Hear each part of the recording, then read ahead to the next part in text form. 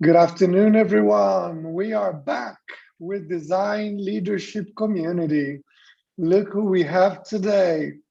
We have an amazing guest for you, not only handsome, but full of knowledge, full of abilities and great data, great infos, and great Q&As for us to interact with and learn from this amazing guy. So today we bring to you no one less than Gabriel Miranda, a great design leader from Joker, which is a last mile delivery company for groceries that is absolutely exploding. Gabriel is based in Brazil. He's Brazilian like me, but we are doing this event for you as usual in English so that we can reach the most people as possible. This will be recorded, of course, as usual, on our YouTube channel. So everyone is more than welcome to visit afterwards the Bridge Social on YouTube, and you can watch the rest. Hey, Gabriel, how's it going? Hey, Bernardo, very glad to be here. Thanks a lot for the invitation. I'm super happy to participate of this. Brilliant. Thanks for coming, my friend. So today we have a really interesting topic, one that we haven't approached previously on this event, particularly on our community for design leaders. However, such a pressing theme, right, that we face on the day-to-day with our clients. Companies are constantly asking the Bridge for more diversity, different types of diversity. Sometimes we're talking about cultural, racial. We're also talking, of course, of gender. So it's a great challenge, right? Because we are talking about inherent problems that go back hundreds of years in our society. Therefore, they end up reflecting in the digital and the technology world, because as we all should know, in case we don't know, but always glad to remind people that working in technology, working in digital, it's a privilege, right? Most of us are working from home. Most of us have a good salary, a good machine, a safe place, a good connection of internet. Whilst if you realize, of course, the vast majority of the population in Brazil, in Latin America, and in the world in general, really are not in this sort of situation, right? They don't have this privilege. So therefore, clearly, this market, it's a market of privileged people with privileged backgrounds, and therefore that reflects in the diversity of the teams, right? And we are here to talk about this, to bring ideas, suggestions, and mostly knowledge, because unfortunately, there is a huge lack of conscience, of knowledge, of experience from the professionals, right? Sometimes it's not that they are all bad, right? Sometimes they really don't know how to proceed, how to train, how to develop, how to attract, how to hire more diverse teams. So let's change the mindset. Let's learn from someone that knows what he's talking about, unlike me, who am just trying to learn here. So here we are to learn from Gabriel. So Gabriel, first of all, can you please share us a 1 minute background so people know a little bit about you, and then we can start. Please go ahead. Sure. Well, hi everyone. I'm Gabriel. I'm 32. I'm from São Paulo, and I've been working in design since 2009. Currently, I'm the global design leader at Joker, as Bernardo said, and there we are trying to achieve a lot of goals regarding diversity. But I had my first contact with diversity projects in my past job at Oyo. That was a global company as well, and there I were in some groups focused on increasing the presence of a diversity people at the teams. Once I started to participate on the forums, on the projects, I realized that how important it was to me. And I had more and more wish to be part of this kind of topic, and also because it touches in my life experience as a Black designer. I am basically impacted by this, and my wish is to impact more lives as well. Great stuff. Thank you so much, Gabriel. Right, so let's get right into this, right? Let's see. Yeah, let's go. How we can try to bring some interesting stimulus here to the conversation, and how we can try to dive a little bit into the sort of issues and solutions that we can try to implement, right, on our day-to-day. So we're looking for practical and great sort of guidelines and directions, and any sort of tips that you can share with us, of course, based on your experience or on other external sources of info that you have for us, right? So first of all, first question I have for you is, what is diversity and how we can demystify this concept? Because I think there is perhaps some questions, right, in terms of what is diversity when we talk in a workplace context. Yeah, well, this is basically a very complex question. But I believe that diversity means something different for each person. You know? It also depends of the context where that person is. Currently, just to give an example, at Joker we are operating in 6 countries: the United States, Mexico, Peru, Colombia, Chile, and Brazil. In Brazil, we have a different name, it's Daqui. Even though that 5 of these countries are Latin, we could suppose that they have something similar, but something common, but they are pretty different. Culturally, historically, financially, and all these things impact on how they perceive the diversity. So here in Brazil, we have a lot of issues about race, about our skin color. We have a lot of different problems to achieve diversity in this topic. This is also a topic in Mexico, I would say. But the part of the country you come from is way more important. They have strong differences between the north, the middle part of the country, and also the south. You can say that they have different food, different culture, different kinds of jobs as well. So for us, diversity is something touches something very strong, mostly for me as a Black person. But there are other kind of diversity issues.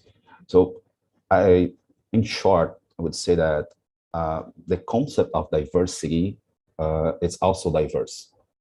But the essence of this, it's always about different aspects and different characteristics of people living together. These configurates in diverse environments, and basically independent on being good or bad, we have diversity there. Perfect, perfect. All right, next question. What do you think are the best practices used by yourself in your company, perhaps, or other practices that you have seen in other companies, Gabriel? I would say that in my company, for example, we still don't have a proper process to approach diversity. We are quite young. We are building this process to be effective in attracting diverse talents. And we have a lot of great minds behind that.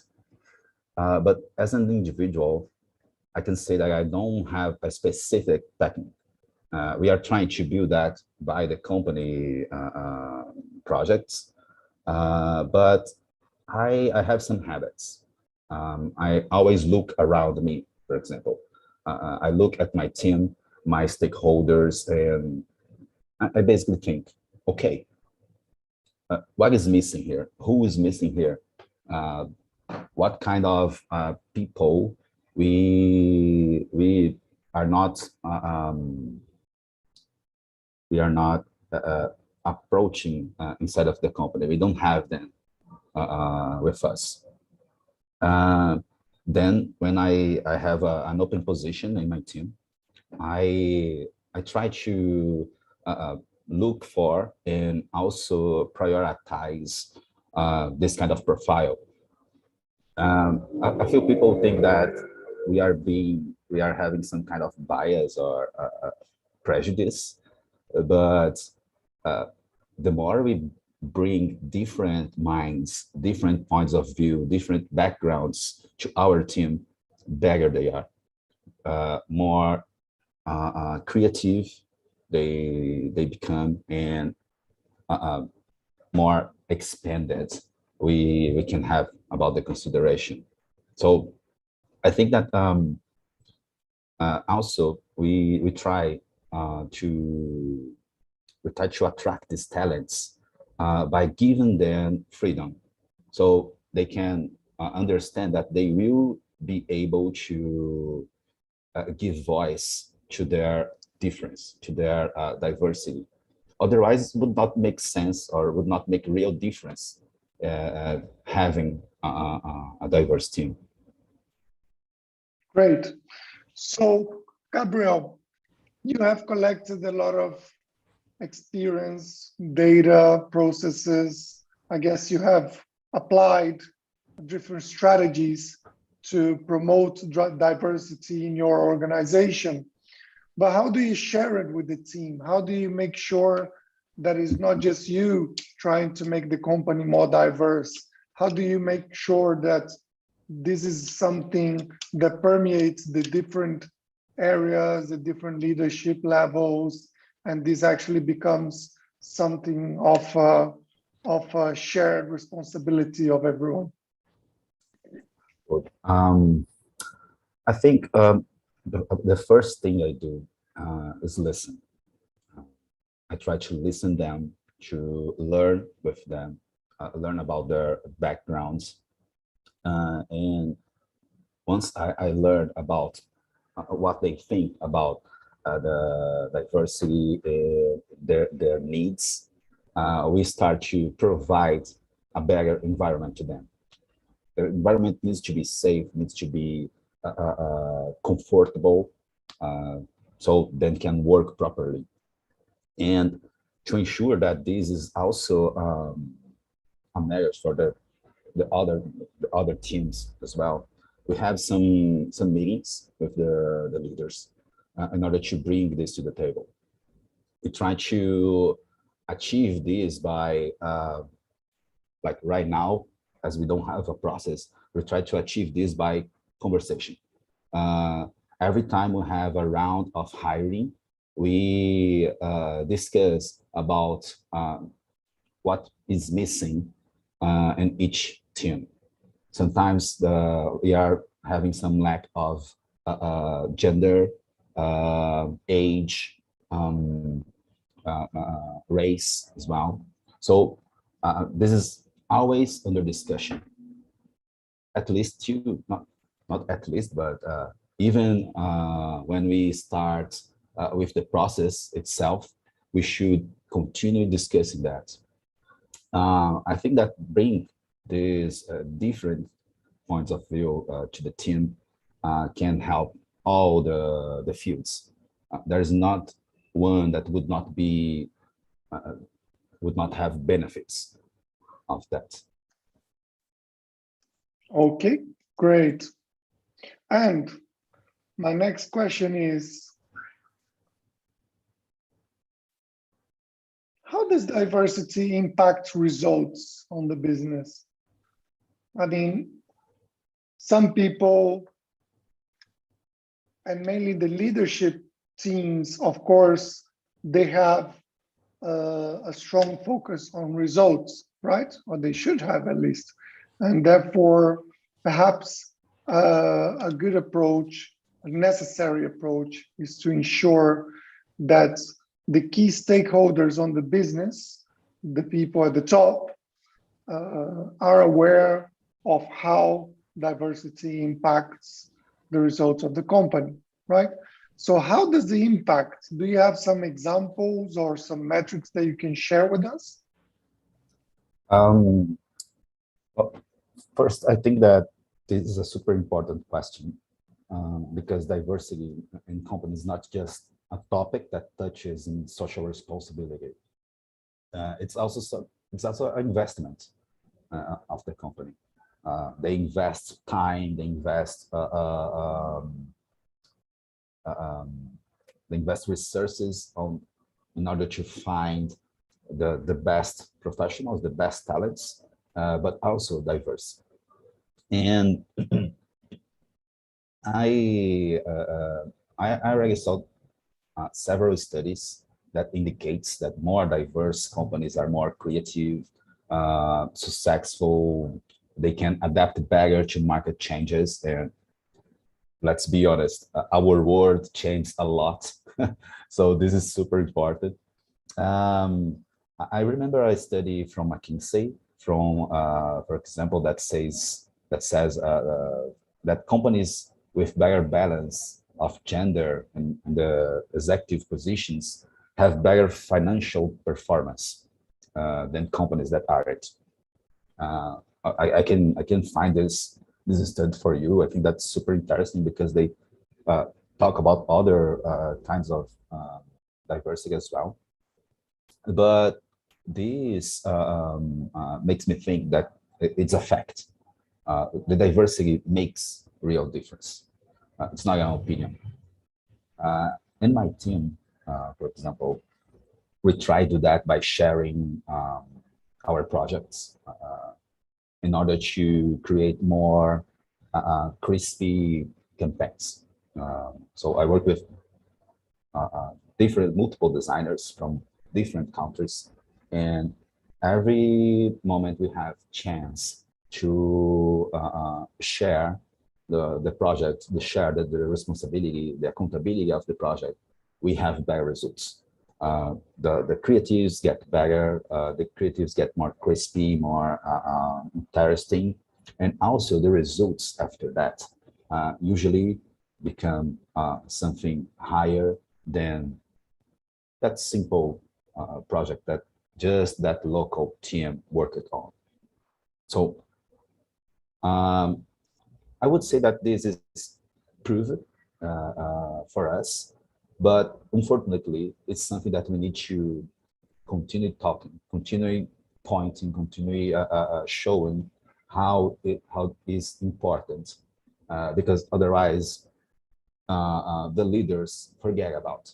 They want things done, they want things fast, and the more we share the projects, more time we need to finish them. So more discussion we have, more tests we do. So it impacts on time, but we increase the quality a lot. So there are few ways to show that. I think that it's always important to the leader of these diverse teams to highlight that, to really like spot that this aspect of the work was important to achieve that goal. And then we continue to educate. Great stuff. I'm familiar with that study from McKinsey. I think you're talking about companies with more than 30% women executives are more likely to outperform companies where the percentage is only 10 to 30, for example, right? So if you have more than 30% women, there is very likely that your company is going to do better than if you only have 10 to 30% of women as executives, which is the majority of companies these days, especially Fortune 500. And also, there's also a substantial differential likelihood of outperformance, 48%, which separates the most from the least gender diverse companies, right? So basically, you can also look at racial data. So when you have more ethnic diversity, in your company, according to McKinsey study in 2019, there is a 36% chance that you will perform even better, right? So there's an amazing opportunity here for companies to actually grow and achieve better results by improving the level of gender or ethnic diversity on their teams. Of course, there are other types of diversity, like you mentioned, such as age, right? But you can start with the basics here and you can have a really good idea of how there is a massive opportunity for us to get more results. Right, let's go to the next question. All right, so how do we show to our team the power the diversity has within a company, right? Because we can talk about diversity, we can do classes, we can do events, we can show data and presentation, but how do we actually show to our teams in a practical way, right, that something will have an impact in the business, in the day-to-day, in the projects, in the result of the product that they're building, right? On their own results as well, if they are part of a diverse team. How do we show them? Well, I could add from this last question you made that the first thing, we should never stop touching this topic.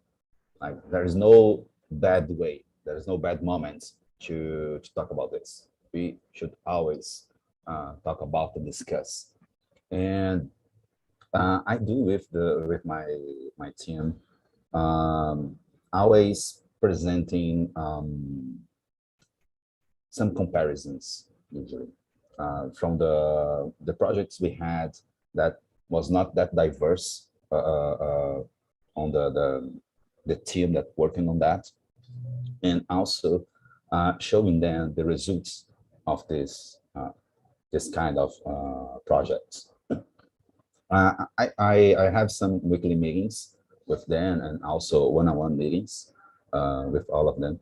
And I always talk about how important it is to have them with us and what kind of gain we have with their background. Every background, ever experience matter for us. So a few weeks actually ago, we started a process to bring more creativity to our projects, and we started to ask the designers to make some researches and create something for us from the projects they found. And the interesting thing is that we figured out that we have more illustrators than we supposed to have. We have more people that know something that we even didn't make idea. So it was. Oh, you can send the CVs to me. Don't worry, we'll make sure that they are busy. No, oh, for sure. We need to talk after, but yeah, it was super interesting because we could find different styles of illustration that were built by their experience, by their background, and that was really nice because also have different countries, different projects, different ideas, campaigns. We can use this kind of knowledge for us to make them crispy, to make them more interesting to the audience we have. and this is a huge game, a huge win. We always try to give feedback on that. Like the more you can use diverse thinking, diverse minds on your project, even if these people are not in the company. Even if you ask your mom that is from another generation, what she thinks about what you are doing. So we can expand our knowledge, we can expand our view, and be more assertive, be more deep on our communication. Great stuff. Thank you, Gabriel. And we had some controversy in Brazil recently, right? It's all up in the news. We have a reporter talking about reverse racism, right? Saying that basically there is a sort of racism from blacks against whites in Brazil. And that caused a lot of talks on the social media, right? People are trying to explain to this gentleman that there is no such thing as reverse racism, right?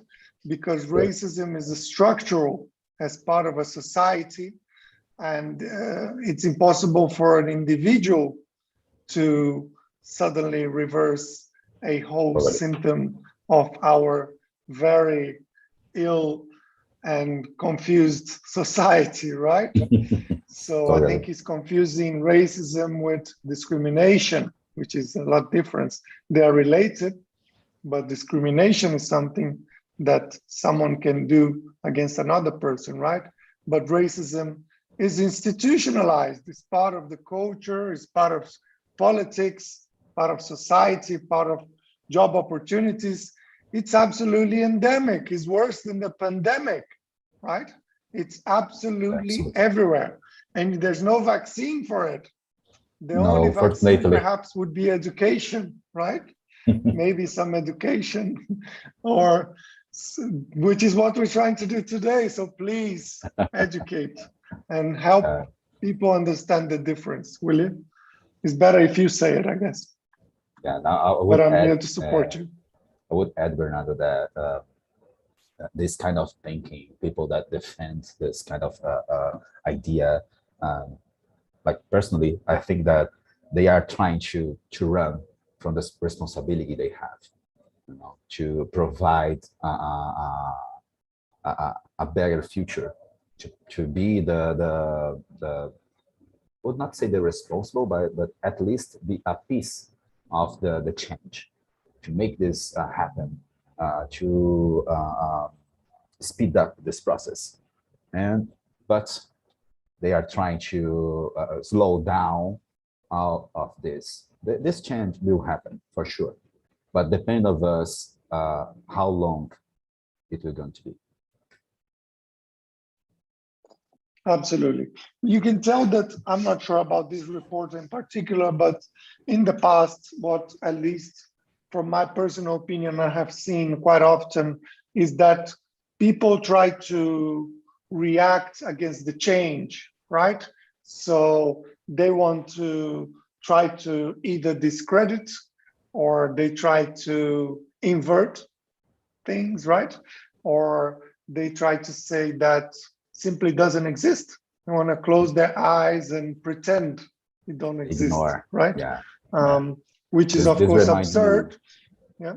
Now, I would say that this reminds me that last movie that Netflix released, Don't Look Up, Não Olhe para Cima, and negationism, right? No, totally. That's specifically on this topic, that people ignore the truth. That people ignore what's happening just to focus on themselves. So it causes huge damage. Absolutely, absolutely. We have in Brazil a president that doesn't believe in the vaccine, right? Yeah. We have people that think the earth is not round and the earth is still flat. So there's plenty of different opinions out there. But I guess the reason why we are here today is to open a space for discussion and for a little bit of reinforcement of Yeah. what we believe is the reality. And I think a lot about on a daily basis. I think about all these rounds of investment that you see for the unicorns, right? The Mhm. startups that are raising capital. And it's quite frustrating to see so much of the same, right? Such a, let's say, such a lack of diversity and a lack of opportunity there for other types of founders, other archetypes of founders. No, they all look the same, right? It's Yeah. very difficult to see a female founder with a unicorn or a black founder with a unicorn.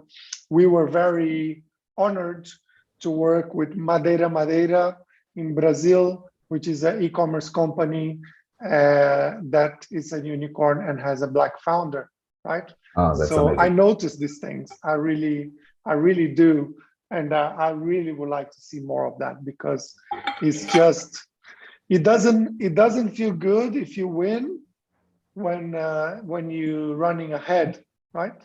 You should win on a level playing field. You should win on a fair game.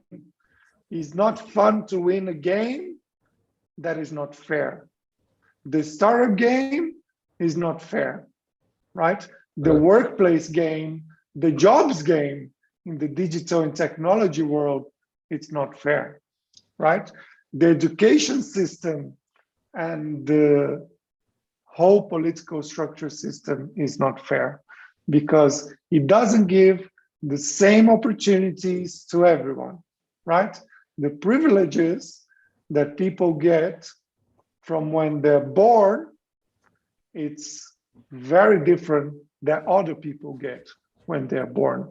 Now, I'm not saying that is not a great achievement to become a unicorn as a white guy, right? Male, heterosexual, white.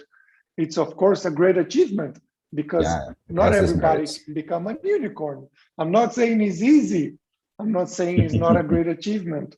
I mean, but we have to realize that it's also not a fair level play game, Yeah, right? It's a totally. play field. There is a discrepancy. Is there are people that are getting advantages along the way in many different ways, right? In many different forms, and you have to acknowledge that. And I want to acknowledge it because I don't see people my color acknowledging it. So I want to make sure that I acknowledge, and I acknowledge that my success is also a result of some privilege. Because if I didn't look the way I look, I don't know if I would be here today. I really don't. Maybe it would have been 10 times harder and I would be here, or maybe I would not be here, right?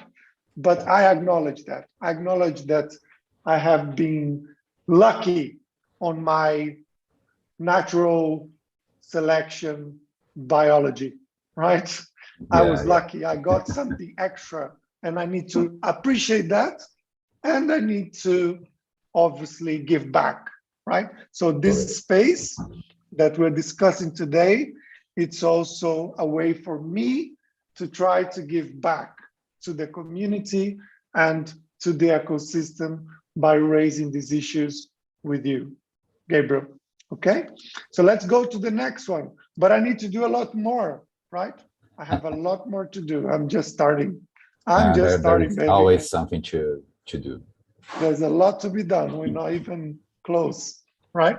So let's go to the next section. Cross-cultural diversity.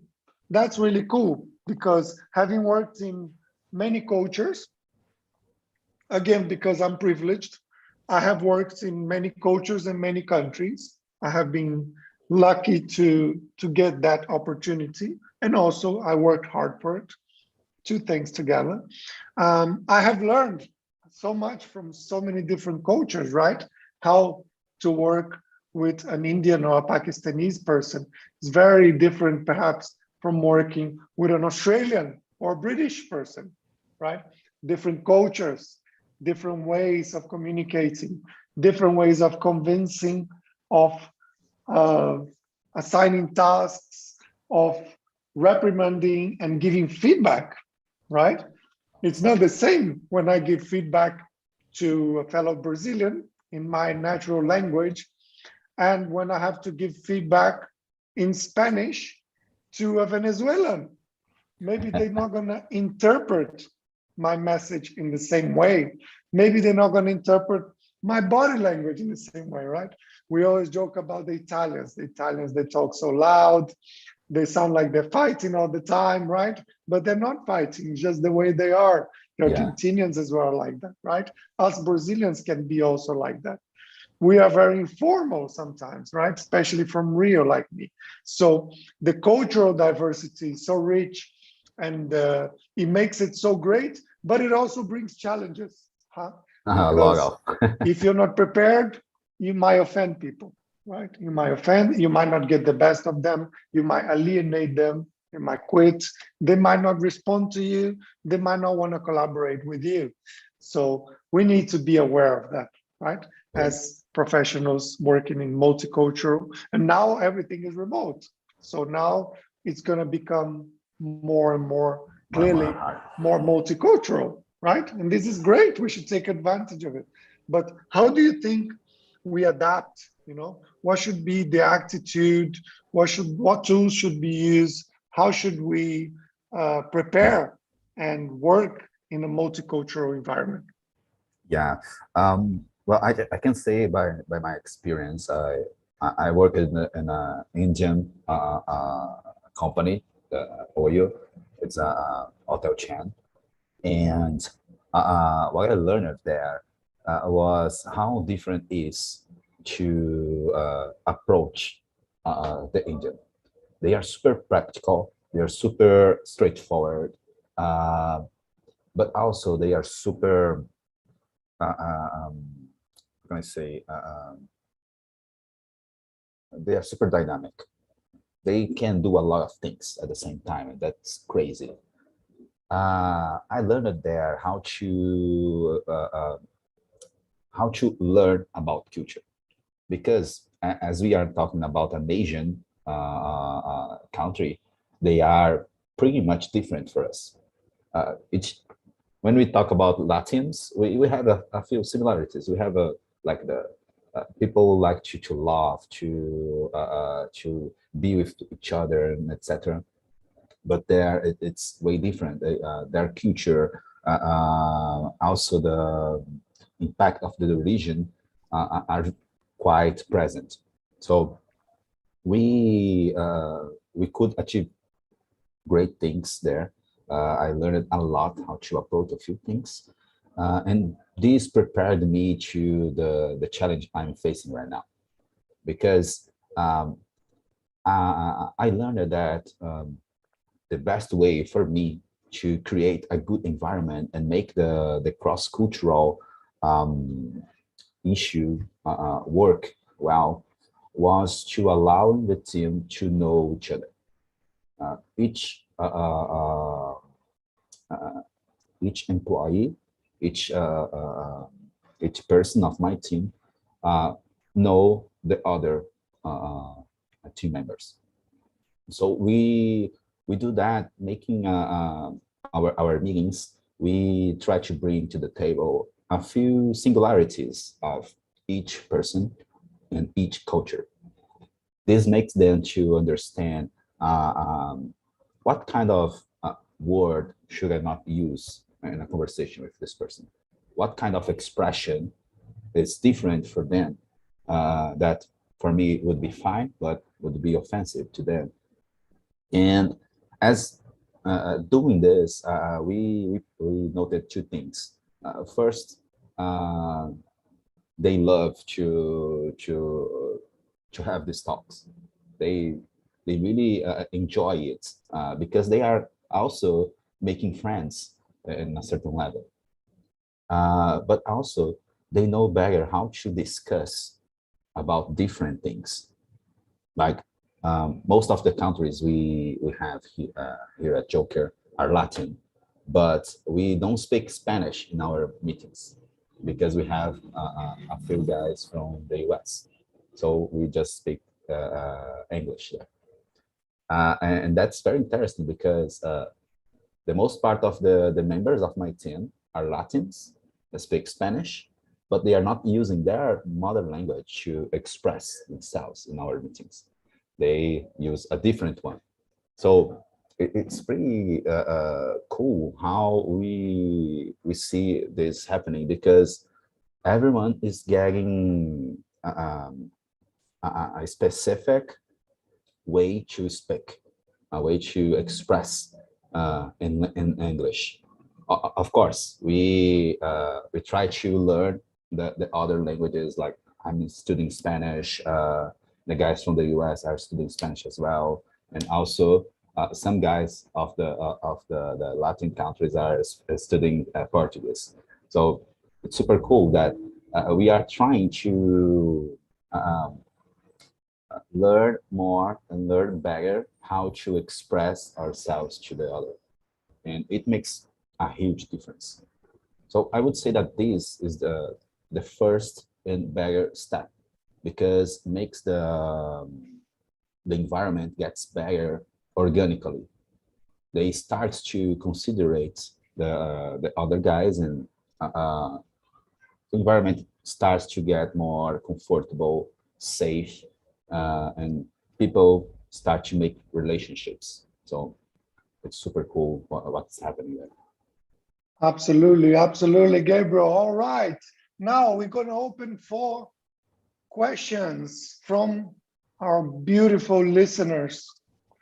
Awesome. I wish I could see their photos to see if there's diversity in our listeners here, but I'm sure there is, at least cultural, because we work with global designers and global professionals.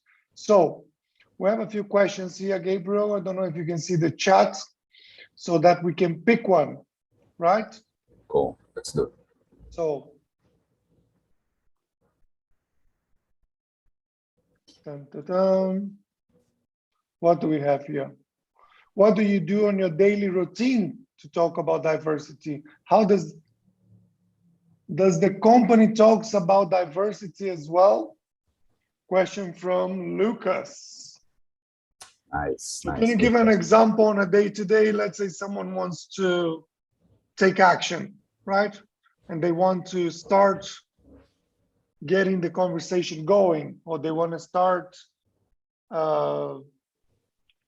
conscientization. Is there a word in English like that? They want to start evangelization, right? Evangelizing more diversity for their teams. What's the first step? Well, the first thing I think is encourage this person to speak, to talk with different people from the company in order to collect help, basically, to collect, like to reinforce their ideas. It's super important to encourage this kind of action because once we start to think about diversity, I think that people tend to think that is a waste of time because we are trying to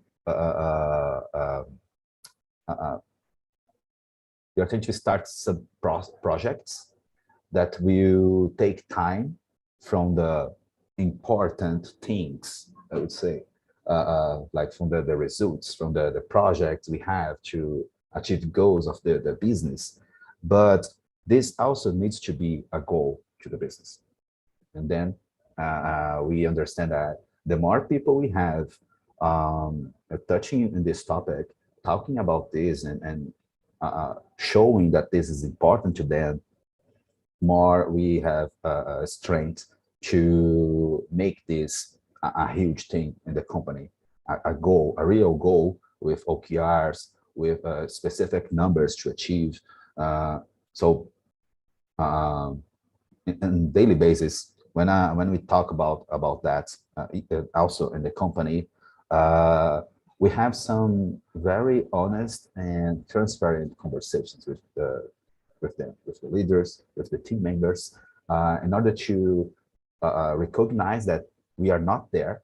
We have a lot to conquer. We have a lot to accomplish, but we are up to it. We really need and we really understand that this is something we need to matter about. So I would say that um, you should always open the space. You should always listen what they have to say.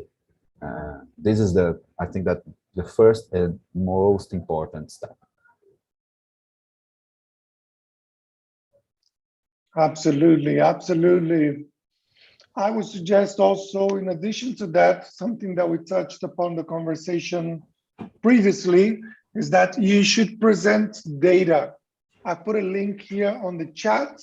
I'm going to ask Natalia from our events team to share that link, which is one report from McKinsey. There are more reports out there about diversity. You can easily Google it and find out what is the impact of diversity on teams, what is the impact of diversity on companies, right?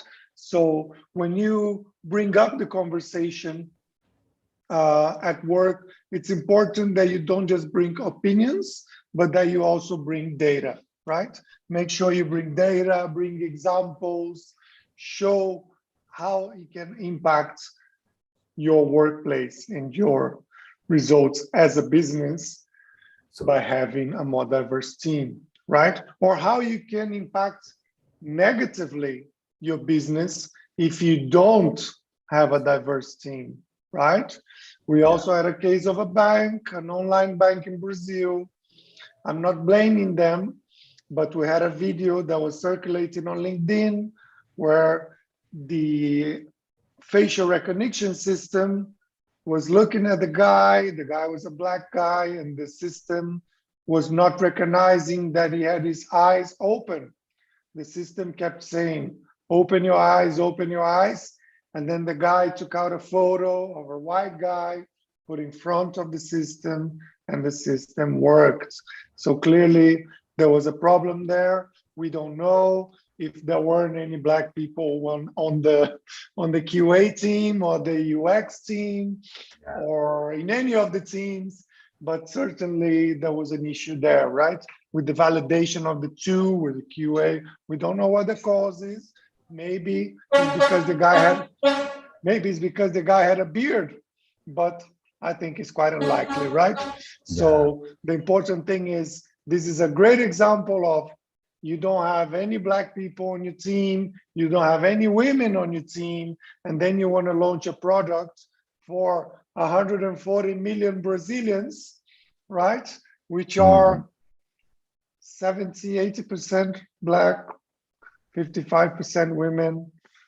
You're going to get in trouble, right? So make sure you have a diverse team. And for us, coming as we are here on a design conference, I couldn't highlight more the importance, right, of you having females on your UX design team, because otherwise you're definitely going to have problems, right?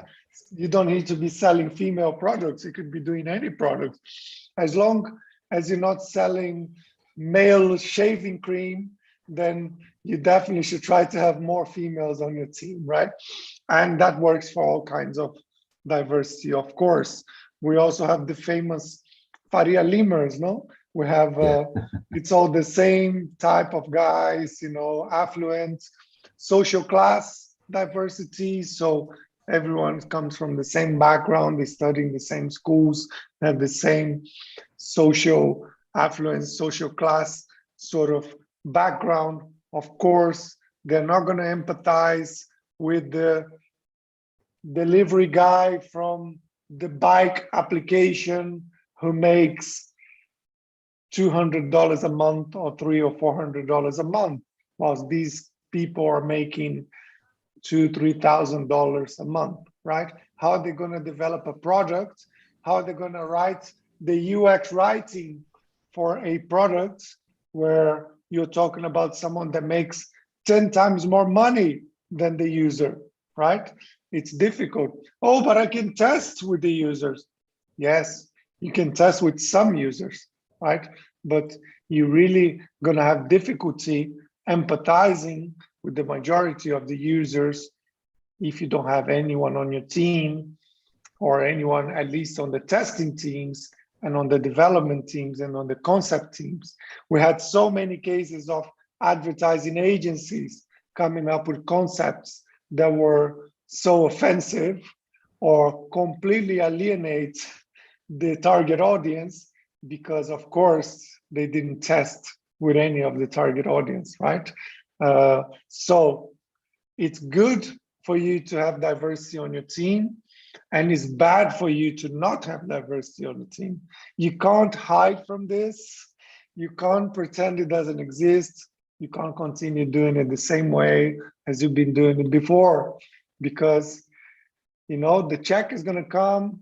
You're going to get in trouble. You're missing an opportunity to create a better product, to market to more people, and to avoid a public scandal for your company, right? So there's quite a few reasons here to motivate you to try to consider diversity on your product design teams, on your product development teams, right? If you want to create an environment of collaboration, an environment of a healthy environment, right? You really don't want to have 50 male developers in a room, because that's probably going to smell really bad as well. So please try to get some women on your tech teams. The bridge is here to help you recruiting more women, right? Try to get more women, try to get more diversity, more culture, try to give an opportunity to more junior and to more senior people, right? Try to get a different outlook of things, because according to the data, according to research, according to common sense, in my opinion, you really need that, right? So let's see if we have any more interesting questions here to finish off, Gabriel. Go, let's see. Let's have a look. I think we have one more.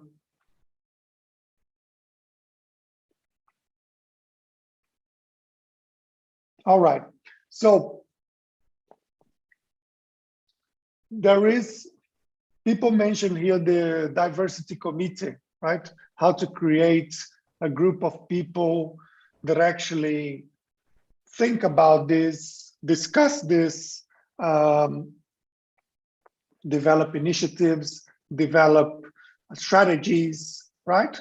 Because let's be honest, Gabriel, people can talk about it and they can bring up the subject internally in the companies, right? I mean, let's say we have a UX designer here on this talk. They like the talk, they watched it, they feel inspired, and then they go and talk to their boss, the UX lead, right? So they talk to the UX lead. The UX lead says, yes, of course, we need diversity. I agree with you. Great. How can we do it? How can we achieve this? Oh, let's look when we're recruiting for more diverse profiles for the team, right? When we ask the bridge, let's ask the bridge to recruit more diverse profiles, right? And then, or when we do it with our HR, or when we do it with other consultancies, or whatever ways that we do, let's try to hire more diverse talent, right?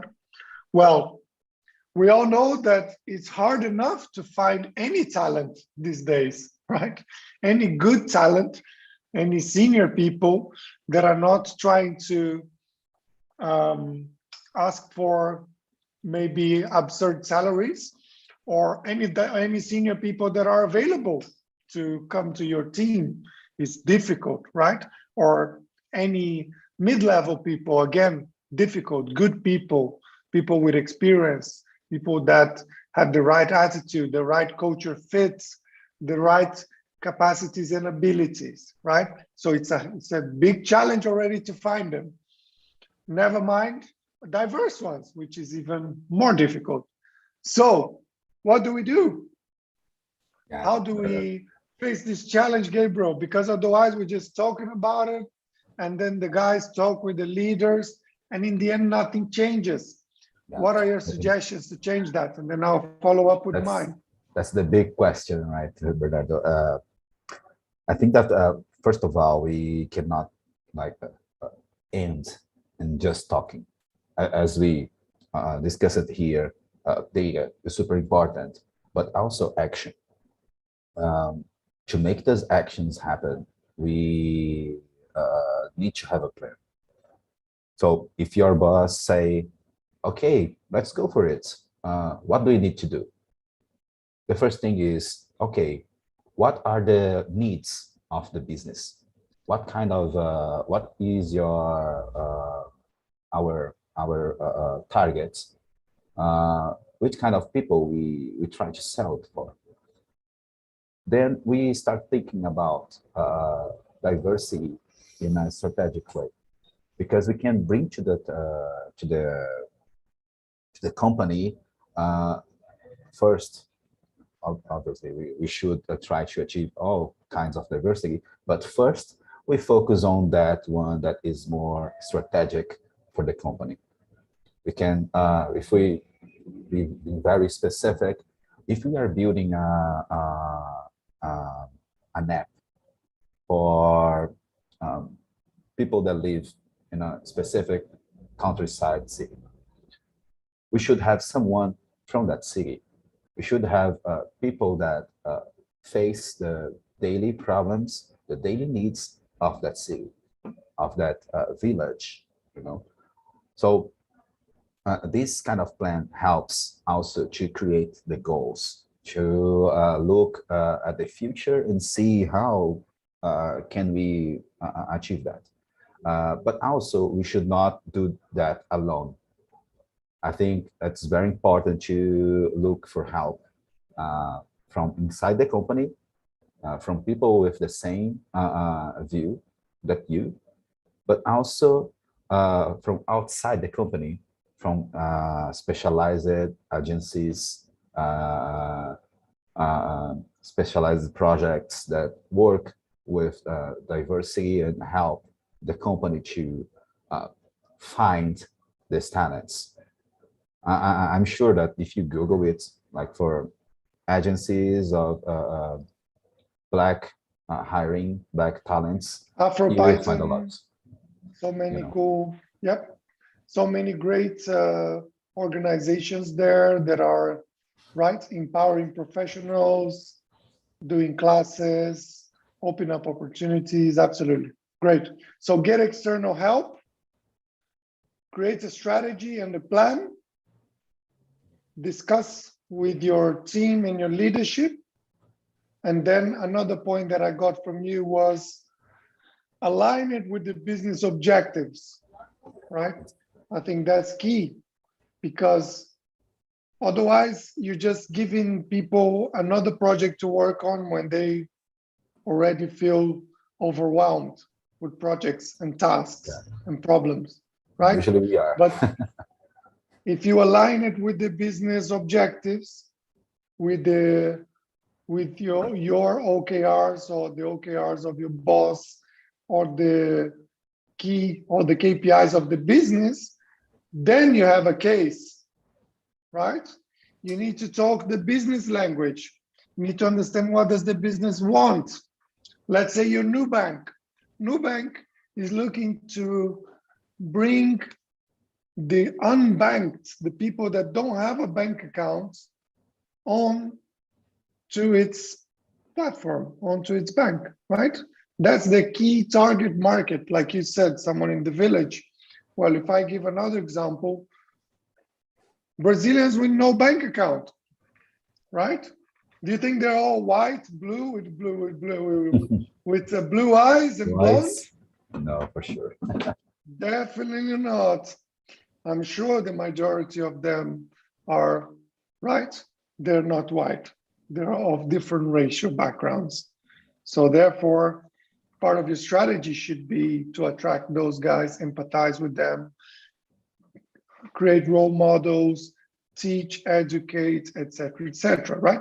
So if your business objective is to grow in market share, right, and grow geographically, or grow into new markets, into a new consumer base, maybe you should be considering the lower class citizens in your country, right? Financial class, of course, I'm talking about here.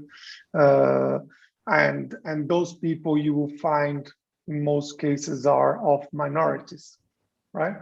So maybe it's a business opportunity there, right? It's a business opportunity we're talking about here.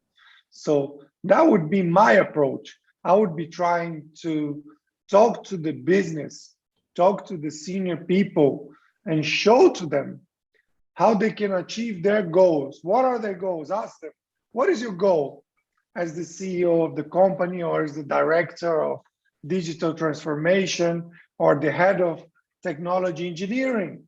What's your goal? My goal is to launch this quicker, faster, and reach more users, for example, right?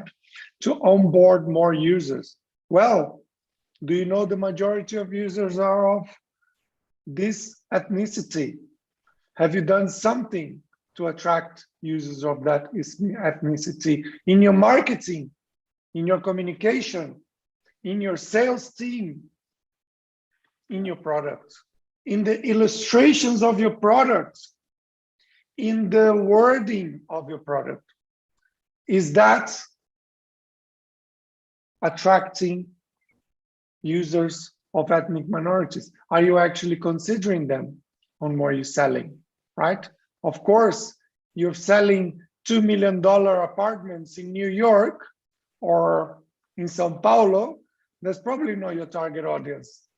But let's be honest here, the apps, the solutions, the products that a lot of the unicorns and a lot of the banks and a lot of the big companies and a lot of the fintechs are launching, they are massive projects, right? Exactly. They aim to reach as many people as possible. But in the end, I feel that most of them are simply ignoring the majority of the population. So this is a business problem. This is not just a social problem. This is not just ethics problem, right?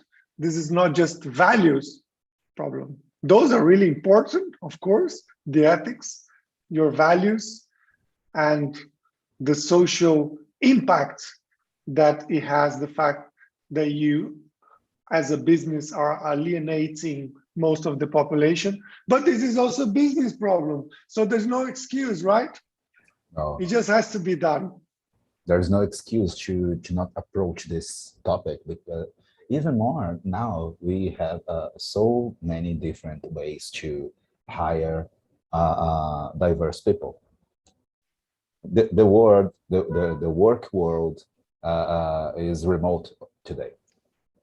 So this breaks all the boundaries of distance, of time, time zone as well. Like we have an open world, so it should be for all of us, not just for a few. Absolutely, absolutely, Gabriel. And to finish off, I want to highlight one more point that I see on a day-to-day basis clearly. What's happening now is everything is gone remote. All the talents for technology and design are being accessed by international companies, right?